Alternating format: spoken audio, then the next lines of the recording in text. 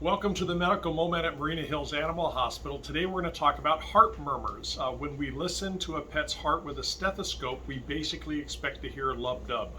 If we hear a different kind of sound, we call it a murmur. Sometimes a murmur is caused by a change in the plumbing of the heart, the vessels and the valves, but not always. A murmur could be caused if a pet is very anxious and their heart is beating super fast. Or a murmur could be caused because a pet has a fever. Or it could be caused if they have anemia and their blood is thin. All of these are instances where the blood flow through the heart is turbulent and it's causing a murmur, but that does not necessarily mean they have heart disease. An unusual cause for a murmur in our practice would be a heartworm infection. That is as gross as it sounds, a worm that actually lives inside the heart and the great vessels. Fortunately, it's not very common here, though we have seen it. But the most common reason why pets develop heart murmurs has to do with a change in the anatomy, a change in the plumbing of their heart. Specifically, the heart has a top and a bottom, the atrium and the ventricle, and it's supposed to take turns, and the blood goes top, bottom, out, which on the left side of the heart would be atrium, ventricle, aorta. And when small dogs develop heart murmurs, most often it's because the valve, which is between the top and the bottom chambers, doesn't close as it should. The name of that valve is the mitral valve. It often gets a little sticky outy thing on it, and preventing it from that prevents the valve from closing. So in that situation, when the valve doesn't close, the heart pumps top, bottom, but the blood, instead of going top, bottom, out, the blood goes top, bottom, top, back where it came from. As the blood goes upstream, it is turbulent and it makes the sound that we call a heart murmur. We grade murmurs based on how loud they are. A grade 2 murmur is quiet, and a grade 5 murmur, you can actually feel the turbulence through the chest wall. A 6 is one that you can hear without a stethoscope. Those are quite rare. A grade 1 murmur is one you heard last time but you can't hear today, but you think it might still be there. Is that too much? A grade 1 murmur is very quiet. A murmur does not always equal heart disease. There are dogs who have turbulent blood flow and the turbulence is not affecting their function. They still have normal energy and activity and exercise. But in some situations, a murmur that represents a change in the function of the heart is a progressive condition that leads to, at its end, heart failure. Specifically, when we're talking about left-sided heart failure, if you can picture it, this pump that's supposed to be moving blood, atrium, ventricle, aorta, it's moving blood from the lungs to the body. And if this pump is failing, the pressure builds up upstream. That makes excessive pressure in the lungs, which leads to fluid in the lungs. The outward evidence of fluid in the lung is a wet, moist cough, especially when a pet has been resting or laying still. One of the ways that we can predict whether a murmur is progressing towards heart failure is to observe a pet's breathing rate, specifically their resting breathing rate. It doesn't matter how fast they breathe, it matters what is their slowest breathing when they're completely relaxed. And if you measure a pet's breathing, and this is a breath, in and out, that was 1, not 2, breaths per minute, most dogs are in the teens or 20s. And if your pet, particularly with a heart murmur, has an increasing resting breathing rate, as in it was 15 last month, and it's 16 this month, and it's 20 next month, that implies that something about their cardiovascular system is changing and not for the better. So if you have a pet with a heart murmur and their resting breathing rate is increasing, or if the absolute number is more than 32 breaths per minute, they definitely should have an evaluation about their heart function.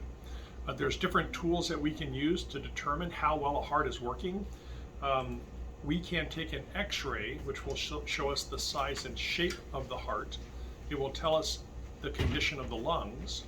But the best way, which is good and useful information, but the best way to know the function of the heart is to see its motion. And the tool that does that is an echocardiogram.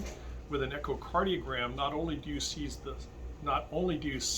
the size and shape of the chambers, but you can see the motion of the chambers, and you can measure how big are they when they're relaxed and when they're contracted. From that, you can do some math and figure out how much blood is flowing forward with each stroke of the heart.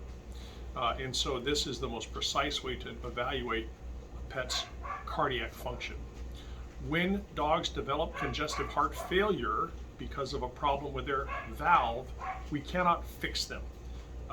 Though I did read an article about a veterinarian in Japan who's actually repairing heart valves, it's rare and exotic and almost never done. The practical thing is we do our best to help those hearts function for as long as we can to improve a pet's quality of life for as long as possible. Unfortunately, while a pet can have a heart murmur for a very long time, once a dog has developed congestive heart failure, once their condition has progressed to congestive heart failure, on average they live about a year and a half. With medication, we can help ensure that the time they have is good quality of time. Broadly speaking, there are several medications used for dogs in congestive heart failure. There are medications which open arteries and make veins smaller, which helps the body move blood forward. There are medications which increase the strength of each contraction of the heart. And there are drugs which help clear fluid from the lungs. These drugs are selected based on the specific situation for a specific pet. And there's different factors that come to play, both in the function of their heart and also in the function of their other organs. Specifically, their kidney function can often play a role in the selection of which medications are chosen for an individual pet. If you have a pet in South Orange County with heart disease and you need help caring for them, we'd be glad to help you here at Marina Hills Animal Hospital. Are there any questions? Yes? Is it just our senior dogs where we hear heart murmurs, or can you also notice them in puppies and kittens? So the question was, is it only senior dogs and cats who develop heart murmurs, or can we hear a heart murmur in puppies and kittens? And we certainly can hear heart murmurs in young dogs. Sometimes those are related to anatomic problems with the heart, but it's often not the mitral valve, which is the one I described, it's most common. But puppies and kittens can be born with birth defects that affect either the valves or openings between the chambers or openings between the vessels that don't belong. And those are often correlated with a murmur, and with special testing we can define them, and in some cases we can fix them well. In some cases, veterinary cardiology specialists can fix them, let me be clear. Any other questions? Yeah. What's the difference between a murmur and an arrhythmia? Great question. What is the difference between a murmur and an arrhythmia? So a murmur means an abnormal sound of blood flowing through the heart. An arrhythmia, I describe the heart as contracting top and bottom, the atrium and the ventricle, and they're supposed to take turns. Top, bottom, top, bottom. If they beat out of turn, that's an arrhythmia. So if the top of the heart beats multiple times and the bottom only beats once, or if the top of the heart doesn't beat at all and the bottom of the heart has to do its own thing, those are examples of an arrhythmia. Great question. Any other questions? How does the cardio care diet work effectively for these cases? The question was, how does diet affect heart function? It's known that there are amino acids that are required in certain levels for the heart to do its work, specifically taurine and carnitine. It's been known for some time that certain levels of these amino acids are required for cats to have healthy hearts. This was discovered back in the 70s, and the nutritional needs of cats was defined, and cat food manufacturers do a great job of making sure that those amino acids are present in cat foods, and that has worked pretty reliably since we figured out the science. Recently, there has been an increase in heart muscle disease among dogs from breeds that were not previously known to develop heart muscle disease. The term is cardiomyopathy. A heart muscle disease, cardiomyopathy, is a situation where the heart does not contract as strongly as it should.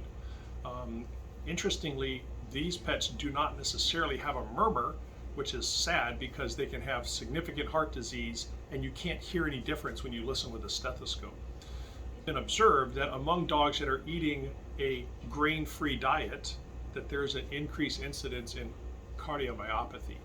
And there's been a lot of work done at various veterinary institutions across the country to try to understand the details of why that happens. And frankly, it's not well understood why, but there certainly is a correlation. And so the general recommendation is to avoid these grain-free diets for that reason. Any other questions? Great, thank you.